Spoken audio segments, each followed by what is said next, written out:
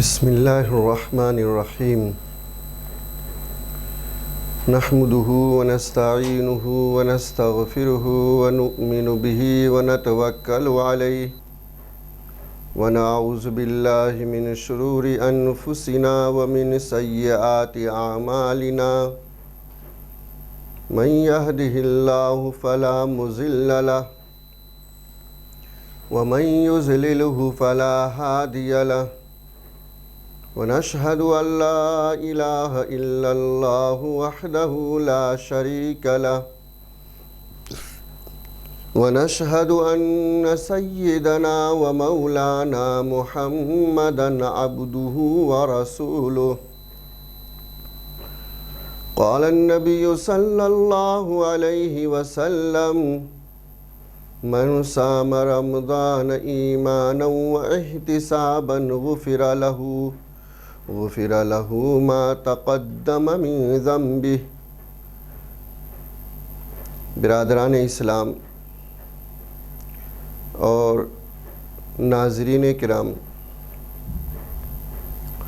اس وقت آپ حضرات کی خدمت میں یہ عاجز بہت ہی اہم عنوان پر اور بہت ہی اہم ٹاپک پر کلام کرنے کی جسارت کر رہا ہے۔ اللہ تعالیٰ سے دعا کیجئے کہ اللہ تعالیٰ ہم سبوں کو عمل کرنے کی توفیق عطا فرمائے۔ وہ اہم موضوع یہ ہے کہ رمضان المبارک کا آداب اور ان کے احکام۔ معزز حاضرین، ایک بات آپ اس بات کو بارہا جان رہے ہیں کہ انسان کوئی بھی کام کرتا ہے، اگر اس کام کے اندر آداب اور شرائط کا لحاظ کیا جائے تو وہ کام بہتر ہوتا ہے، اللہ کے یہاں ثواب کا مستحق بناتا ہے۔ اور اگر کسی کام کے اندر آداب کی رعایت نہ کی جائے، شرائط کی پوری نہ کی جائے، تو بڑا سا بڑا کام کیوں نہ ہو، اس کام کو اللہ تعالیٰ قبول نہیں فرماتے ہیں، بلکہ وہ کام مردود ہو کے رہ جاتا ہے۔ خود اللہ تعالیٰ قرآن کریم میں ارشاد فرماتے ہیں، تم مجھ سے مانگو میں تمہاری مانگ کو پورا کروں گا، تم مجھ سے دعا کرو میں تمہاری دعا کو قبول کروں گا۔ لیکن آپ جانتے ہیں اگر کوئی بندہ دعا کے آداب کی رعایت نہ کرے، دعا کے شرائط کا پاس و لحاظ نہ کرے، تو پھر اللہ تعالیٰ ایسی دعاؤں کو قبول نہیں فرماتے ہیں بلکہ مردود کر دیتے ہیں۔ نماز ایک عظیم الشان عبادت ہے۔ کل قیامت کے دن سب سے پہلا جو حساب ہم سے لیا جائے گا وہ نماز کے متعلق ہوگا۔ جس بندے کا نماز بہتر اتر گیا اس کے دیگر اعمال بھی بہتر اتریں گے۔ تو اتنا عظیم الشان عمل اگر اس نماز کو آداب و شرائط کے بغیر ادا کیا جائے تو حدیث پاک میں آتا ہے ایسی نمازوں کو گندے کپڑے کی طرح نمازی کے منہ پر مار دی جاتی ہے۔ اگر حج کے اندر ہم شرائطوں کا لحاظ نہ کریں، آداب کا لحاظ نہ کریں، تو پھر وہ حج ہمارے لیے مبرور نہیں، مقبول نہیں، بلکہ بعض دفعہ کفاروں کو لازم کر دیتا ہے۔ اسی طریقے سے رمضان المبارک کا مہینہ عظیم الشان مہینہ ہے، بہت ہی برکت والا مہینہ ہے، مغفرت کرانے والا مہینہ ہے۔ اپنے اللہ کے بندوں کو جہنم سے چھٹکارا دلانے والا مہینہ ہے۔ بے شمار فضائل ہیں۔ اللہ کے یہاں فرضوں کا ثواب ایک کے بجائے 70 کے برابر دلوانے والا مہینہ ہے، اور ایک نفل کا ثواب فرض کے برابر دلانے والا ہے۔ مغفرت کا مہینہ ہے، رحمت کا مہینہ ہے، جہنم سے چھٹکارے کا مہینہ ہے۔ لیکن اگر بندہ رمضان المبارک کے آداب کو لحاظ نہیں کرے، رمضان المبارک کے تقاضوں پر عمل نہ کرے، رمضان المبارک کے جو شرائط ہیں، احکام ہیں، ان کو بجا آوری نہ کرے، تو پھر یہ رمضان المبارک اس بندے کے لیے نہ مغفرت کا سبب ہے، نہ رحمت کا سبب ہے، نہ جہنم سے چھٹکارے کا سبب ہے، بلکہ بد دعا کا سبب بن جاتا ہے۔ ہاں، وہ حدیث مشہور آپ نے سنا ہوگا رمضان المبارک کے اندر کہ حضرت جبرائیل علیہ السلام نے ایسے شخصوں کے لیے بد دعا دی ہے جو رمضان المبارک کا عظیم الشان مہینہ پائے اور اپنے پروردگار کو منا کر اپنے آپ کو جنت کا مستحق نہ بنا لے۔ ایسے شخصوں کے لیے، ایسے لوگوں کے لیے حضرت جبرائیل علیہ السلام نے بد دعا دی، اور پیارے نبی نے اس پر آمین کہی ہے۔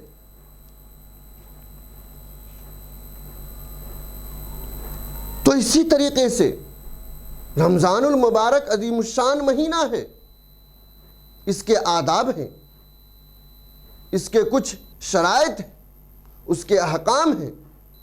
ان آدابوں کی رعایت کرنے والا ہی رحمت خداوندی کے آغوش میں ہے، اور جو ان آداب کی رعایت نہ کرے وہ مردود ہے۔ ایک بات یاد رکھیں، رمضان المبارک کے اندر روزہ رکھنا فرض ہے، لیکن رمضان المبارک کی قدردانی کرنا، اس کے آداب اور احترام کو بجا لینا، یہ بھی واجب ہے۔ روزہ رکھنا فرض ہے۔ آج ہم دیکھ لیں، ہمارے معاشرے میں نگاہ کر لیں، جب ہم سڑکوں پہ چلیں، ہوٹلوں پہ نگاہیں ڈالیں، تو آپ کو معلوم ہوگا کہ کتنے لوگ ایسے ہیں جو رمضان المبارک کے اس عظیم الشان مہینے کی ناقدری کر رہے ہیں، بے ادبی کر رہے ہیں، روزہ نہیں رکھتے ہیں، روزہ خوری کرتے ہیں اور سرے عام کھاتے پیتے ہیں۔ تو یہ عظیم الشان مہینے کی ناقدری ہے، یہ رمضان المبارک کی ناقدری ہے، رمضان المبارک کی ناقدری ہے۔ ایک تو روزہ نہیں رہتے ہیں، اوپر سے سرے عام کھاتے ہیں، پیتے ہیں، ہوٹلوں میں باضابطہ سگریٹ پھونکتے ہیں، راستوں میں گٹکے چباتے پھرتے ہیں۔ ایسے لوگوں کے متعلق کیا خیال ہے؟ یقیناً ایسے لوگ رحمت خداوندی سے دور ہوں گے۔ یہ لوگ ڈبل گناہ کر رہے ہیں، ایک تو روزہ نہیں رکھتے ہیں، حرام کام ہو رہا ہے، دوسرا یہ لوگ رمضان المبارک کی قدردانی نہیں کر رہے ہیں، ان کے آداب کو نہیں بجا لا رہے ہیں۔ یاد رکھیے، جو لوگ رمضان المبارک کی قدردانی نہیں کریں گے، ان کے لیے رمضان کوئی رحمت کا ذریعہ نہیں، کوئی مغفرت کا ذریعہ نہیں، کوئی جہنم سے چھٹکارے کا ذریعہ نہیں، بلکہ ایسے لوگ اللہ کے عذاب میں گرفتار ہوں گے، اللہ کی نظر رحمت سے دور ہوں گے، اور ایسے لوگ کا دنیا بھی خسارے میں ہوگا اور آخرت بھی خسارے میں ہوگا۔ اور جو لوگ قدردانی کریں گے، جو لوگ رمضان المبارک کے آداب کی رعایت کریں گے، وہ اللہ کی یہاں مقبول ہوں گے۔ دیکھیے بہت سے لوگ معاشرے میں شرعی عذر کے بغیر رمضان المبارک کی ناقدری کر رہے ہیں، روزہ نہیں رکھتے ہیں اور سڑکوں پہ ہوٹلوں میں مجلسیں جمع کر کھاتے ہیں۔ ایسے لوگ اللہ کی رحمت سے بہت دور ہیں، پھٹکارے جائیں گے ایسے لوگ۔ اچھا، کچھ لوگ شرعی معذور ہیں، ان کو بھی چاہیے کہ رمضان کے ادب اور احترام میں سر عام نہ کھائے نہ پیے، بلکہ کتابوں میں ہدایت دی گئی ہے کہ اگر کوئی شخص مریض ہے، کوئی شخص سفر میں ہے، کوئی شخص ایسے حالات میں ہے کہ وہ روزہ نہیں رکھ سکتے ہیں، تو شریعت نے ان کو حکم دیا ہے کہ آپ سر عام نہ کھائیں، رمضان المبارک کے ادب و احترام کریں۔ ایسے لوگوں کو بھی ہدایت دی گئی ہے۔ زبدۃ المجالس میں ایک واقعہ لکھا ہوا ہے، اس واقعے کو ذرا ہم دل کے کانوں سے سنیں، اپنے اعمال کو سنواریں اور غور کریں کہ اللہ پاک رمضان المبارک کے قدردانوں کو کیا نوازتا ہے۔ اللہ تعالی رمضان المبارک کے آداب کی رعایت کرنے والے کو کس قدر نوازتا ہے۔ زبدۃ المجالس میں ایک واقعہ لکھا ہوا ہے کہ ایک مجوسی غیر مسلم مسلمان کے بازار سے گزر رہا تھا۔ ان کے ساتھ ان کا ایک لڑکا چھوٹا بھی چل رہا تھا۔ انہوں نے کچھ خریدی اور مسلمانوں کی دکانوں کے سامنے، مسلمانوں کے مارکیٹوں میں اس کو کھانے لگا۔ اس مجوسی شخص نے اپنے اس چھوٹے بچے کو ایک تماچا لگایا کہ تمہیں معلوم نہیں کہ مسلمانوں کے یہاں یہ مہینہ بہت ہی قدردان مہینہ ہے، فضیلت والا مہینہ ہے، اس مہینے میں یہ لوگ دن کے اندر نہیں کھاتے ہیں، تم ان کے سامنے دن میں کھاؤ گے تو ان کی دل شکنی ہوگی، ان کی دل پر ضرب لگے گا، تم کو اس سے بچنا چاہیے۔ بزرگان محترم، ناظرین کرام، زبدۃ المجالس کے اندر یہ واقعہ موجود ہے۔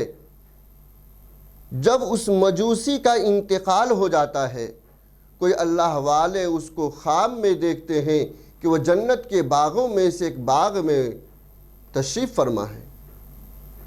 اس اللہ والے نے کہا، ارے تم تو مجوسی تھے، تم تو مشرک تھے، تم تو کافر تھے، تم کو یہ مقام کیسے مل گیا جنت میں؟ اس مجوسی نے کہا، ہاں، جب میں مرنے کے وقت میں آیا اور میرے روح نکلنے لگی تو اللہ تعالی نے مجھے ایک عمل کی وجہ سے ایمان کی دولت عطا فرما دیا۔ اور وہ ایمان کی دولت کس بنیاد پر؟ کہ میں ایک مرتبہ اپنے بیٹے کو رمضان کی قدردانی کرنے کے لیے کہا تھا کہ مسلمان دن میں نہیں کھاتے ہیں، اس لیے تم ان کے سامنے مت کھایا کرو۔ تو اللہ تعالی نے رمضان کی اس ادب کے پاس و لحاظ میں اور رمضان المبارک کی اس قدردانی کی وجہ سے مرنے سے پہلے مجھے کلمہ عطا فرما دیا، اور میں کلمہ پڑھ کر کے اس دنیا سے چلا گیا اور اللہ تعالیٰ نے مجھے جنت عطا فرما دیا۔ ناظرین کرام، غور کرنے کا موقع ہے۔ آج ہمارے نوجوان بغیر کسی عذر شرعی کے کس قدر رمضان المبارک کی بے ادبی کر رہے ہیں۔ سڑکوں پہ کھا رہے ہیں، روڈوں پہ کھا رہے ہیں، ہوٹلوں میں کھا رہے ہیں، اور ایک ایک نہیں مجلسوں کو لگا کر کے۔ اللہ اکبر! ایسے لوگوں پر اللہ کی پکڑ آئے گی، ناقدروں پر اللہ تعالیٰ کی پکڑ آئے گی۔ اس لیے ہمیں قدر کرنی چاہیے۔ اسی طریقے سے رمضان المبارک کے ایک اہم ادب اور بہترین عبادت تراویح کی نماز ہے۔ آج ہم لوگوں سے اس سلسلے میں بھی کس قدر لاپرواہی ہو رہی ہے۔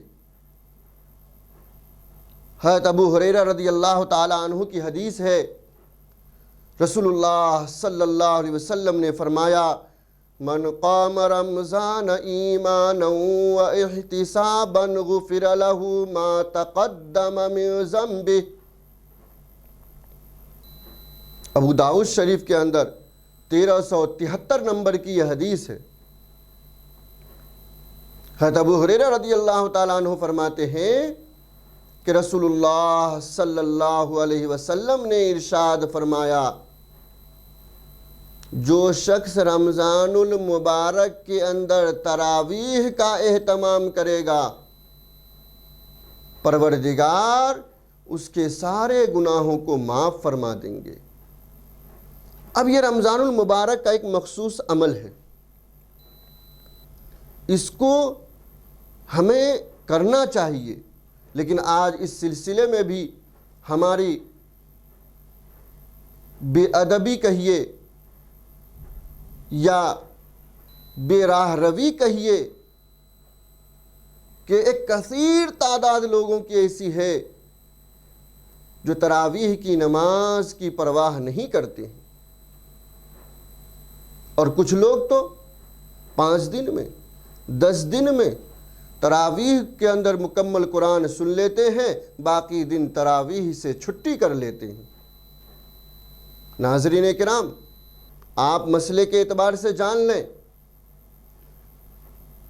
پورے رمضان المبارک کے ایک مہینے کی تراویح پڑھنا سنت مؤکدہ ہے۔ اب اگر کوئی آدمی 10 دن میں پورا قرآن کریم سن لیتا ہے تو اس کا مطلب یہ نہیں ہے کہ وہ باقی کے 20 دنوں میں تراویح کی نماز نہیں پڑھیں گے۔ باقی کے 20 دنوں میں بھی ان کو تراویح کی نماز پڑھنی پڑے گی۔ رمضان المبارک کا تقاضا ہے، رمضان المبارک کا ادب اسی میں مضمر ہے کہ ہم 30 دن تراویح کی نماز ادا کریں۔ ہاں، اتنی بات ہے کہ جب بندہ 5 دن کے اندر یا 10 دن کے اندر مکمل قرآن کریم کو تراویح میں سن لیا ہے تو اب وہ تراویح تو پڑھے گا 30 دن، چونکہ ایک مرتبہ مکمل قرآن کریم کو سن چکا ہے، اس لیے اب دوبارہ پورے قرآن کا سننے کی ضرورت نہیں ہے۔ اس کی اجازت ہو جائے گی کہ اب وہ اپنی بزنس کے لحاظ سے، اپنے کام کے لحاظ سے کبھی گھر کی مسجد میں نماز پڑھ لے، کبھی آفس کے قریب میں مسجد میں نماز پڑھ لے اور تراویح وہاں پر ادا کر لے۔ تو رمضان المبارک کے آداب و احکام میں سے ایک دوسرا اہم ادب یہ ہے، حکم یہ ہے کہ تراویح کی نمازوں کا اہتمام کیا جائے۔ اس سلسلے میں جو ہمارے جوانوں کے اندر، جو ہمارے معاشرے میں لاپرواہی چل رہی ہے اور بے ادبی کا شکار ہو رہے ہیں، اس سے ہمیں بچنا چاہیے، پھر اللہ تعالیٰ کی رحمت متوجہ ہوگی۔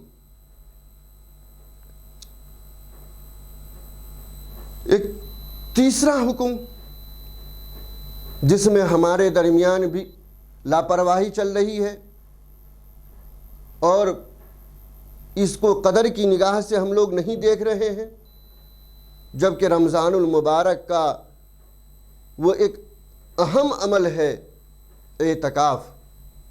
آج تو ہمارا مزاج بن گیا ہے کہ اعتکاف گاؤں کے وہ 1-2-3 لوگ کر لیں گے، جو بوڑھے ہیں اسی کی ذمہ داری ہے یہ کام، باقی لوگ گھومیں گے پھریں گے۔ بزرگان محترم، ناظرین کرام، اس بات کو اچھی طرح جان لیں، جو اعتکاف کرے گا وہ پائے گا، جو نہیں کرے گا وہ کھوئے گا، اور جو نہیں کرے گا وہ رمضان المبارک کی صحیح قدر کرنے والا نہیں کہلائے گا۔ نبی رحمت صلی اللہ علیہ وسلم کی حدیث ہے، حضرت ابن عباس رضی اللہ تعالی عنہ فرماتے ہیں کہ رسول اللہ صلی اللہ علیہ وسلم نے اعتکاف کرنے والوں کے سلسلے میں فرمایا، ہوا یعتکف الذنوب، کہ وہ گناہوں سے بچ جاتا ہے اور ان کے لیے وہ تمام نیکیاں لکھ دی جاتی ہیں جو نیکیاں دوسرے لوگ اعتکاف میں بیٹھ کر کرتے رہتے ہیں۔ اس حدیث پاک کا مطلب یہ ہے کہ اعتکاف کرنے والا کچھ کام اعتکاف کی وجہ سے نہیں کر سکتے، مثلا کسی بیمار کی عیادت نہیں کر سکتے، جنازے کی نماز میں شرکت نہیں کر سکتے، تو ایسی عبادتوں کا ثواب پروردگار بغیر کیے ہوئے عطا فرما دیتے ہیں، بغیر کیے ہوئے عطا فرما دیتے ہیں۔ تو اس عظیم الشان مہینے کے اندر اور ماہ مبارک کی قدردانی کا طریقہ یہ ہے کہ ہم اعتکاف کریں۔ خود نبی رحمت صلی اللہ علیہ وسلم نے اس کا اہتمام فرمایا ہے، اور اعتکاف کرنے کا سب سے بڑا فائدہ یہ ہے کہ اعتکاف کرنے والے کو شب قدر مل جاتی ہے۔ وہ شب قدر جس ایک رات میں اگر کوئی بندہ عبادت کر لیتا ہے تو اس کو 80 سالوں سے بھی زیادہ عبادت کا ثواب ملتا ہے۔ اگر کوئی بندہ اعتکاف کر لیتا ہے تو وہ شب قدر اس کو ضرور مل کے رہتی ہے، کیونکہ پیارے نبی نے فرمایا ہے کہ رمضان المبارک کے اخیر عشرہ کی طاق راتوں میں شب قدر ہے۔ تو اب اگر ایک آدمی رمضان المبارک کے آخری 10 دنوں کا اعتکاف کر لیتا ہے تو یقیناً وہ آدمی ضرور بضرور شب قدر کو پا لیتا ہے، کیونکہ اگر اعتکاف کرنے والا اس رات سویا بھی رہے گا تو اللہ تعالیٰ اس کو اعتکاف میں رہنے کی وجہ سے عبادت کا ثواب عطا فرماتا ہے۔ اب آپ سمجھیے کہ رمضان المبارک کے 23ویں شب کو یا 27ویں شب کو شب قدر ہے۔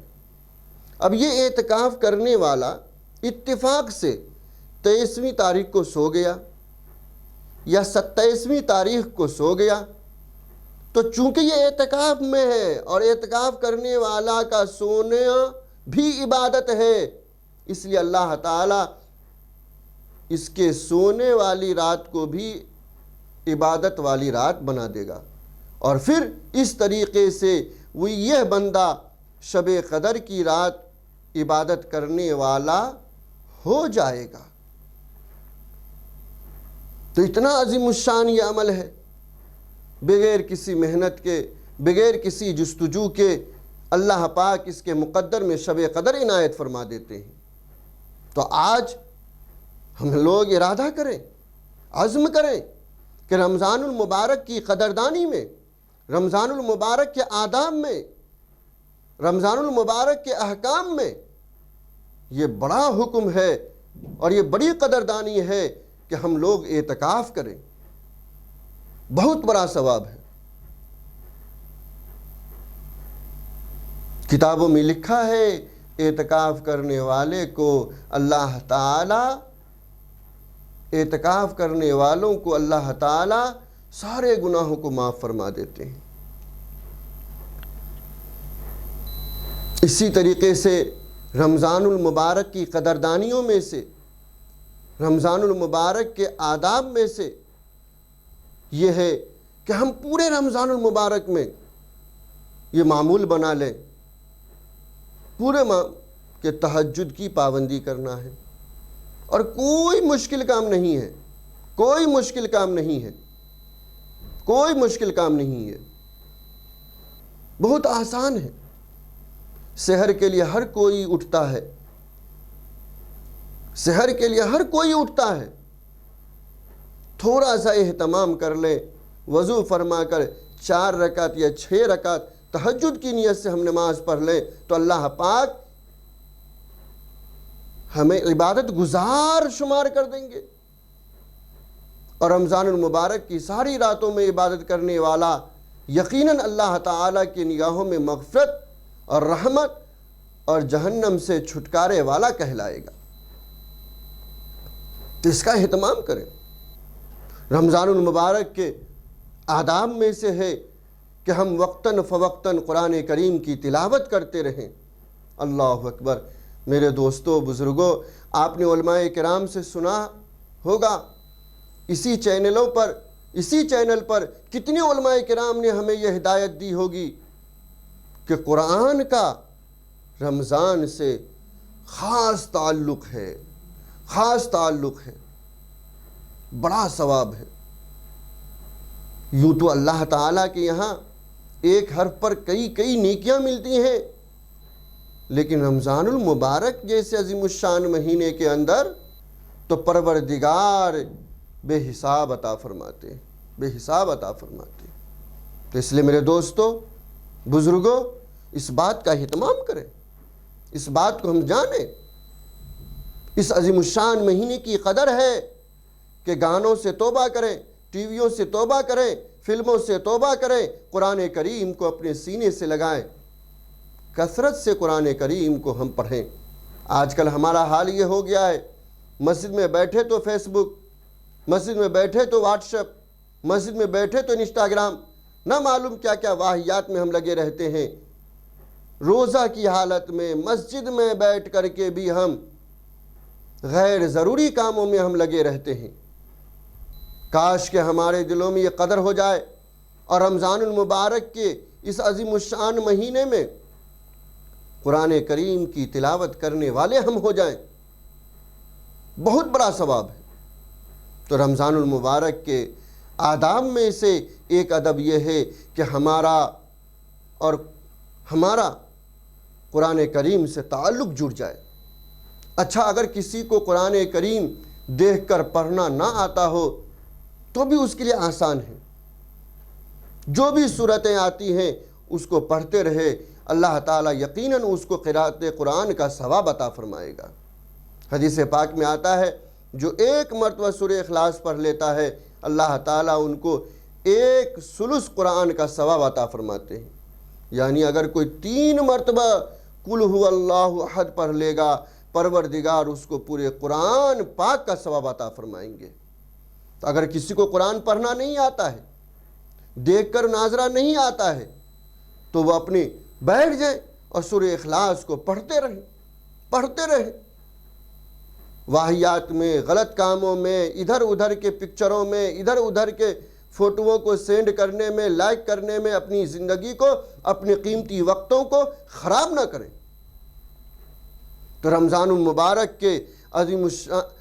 المبارک کے آداب میں سے ایک ادب یہ بھی تھا کہ قرآن کریم سے ہم جڑ جائیں اور قرآن کریم کی ہم تلاوت کریں۔ میرے بزرگوں اور دوستوں اور ناظرین کرام، رمضان المبارک کی آداب میں سے، ان کے احکام میں سے، ان کی قدردانی میں سے ایک یہ بھی ہے کہ کم سے کم ہم آخری عشرہ کی طاق راتوں میں عبادتوں کا اہتمام کریں۔ آخری عشرہ کی طاق راتوں میں ہم عبادتوں کا اہتمام کریں۔ طاق راتوں کی بہت بڑی فضیلت آئی ہے۔ نبی رحمت صلی اللہ علیہ وسلم نے فرمایا تحروا لیلۃ القدر، کہ تم لیلۃ القدر کو تلاش کرو رمضان المبارک کے آخری عشرہ کی طاق راتوں میں۔ تو ہر کوئی رمضان المبارک میں دیر رات تک سوتا ہے اور دیر رات تک وہ جاگتا ہے، تو کم سے کم یہ اہتمام کر لیں کہ انشاءاللہ سونے سے پہلے چند رکعتیں نماز پڑھ لوں گا، پھر سحری کے وقت جب اٹھوں گا تو چند رکعتیں نماز پڑھ لوں گا، قرآن کریم کی تلاوت کر لوں گا، کچھ ذکر و اذکار کر لوں گا، نبی رحمت صلی اللہ علیہ وسلم پر درود شریف پڑھ لوں گا۔ تو یہ رمضان المبارک کی قدردانی ہے، اللہ تعالیٰ اس پر عنایت فرماتے ہیں۔ اور آخری میں آپ حضرات سے جو بڑی لجاجت سے گزارش کرتا ہوں یہ ہے کہ آپ رمضان المبارک میں تو عبادت کریں گے ہی، عید کی رات بھی عبادتوں کا اہتمام کریں کہ اللہ تعالیٰ آج کی رات، عید کی رات بھی عنایت فرماتے ہیں۔ حدیث پاک میں آتا ہے 5 راتیں اللہ تعالیٰ دعا قبول فرماتے ہیں اور ایسے لوگوں کی مغفرت فرما دیتے ہیں جو 5 راتوں میں عبادت کرتے ہیں، ان میں سے ایک عید الفطر کی رات ہے۔ تو اس عظیم الشان مہینے کی ہم قدر کریں، اس عظیم الشان مہینے کی ہم آداب کی رعایت کریں۔ بزرگان محترم، یہ چند ہم نے آداب آپ کے سامنے ذکر کیے ہیں۔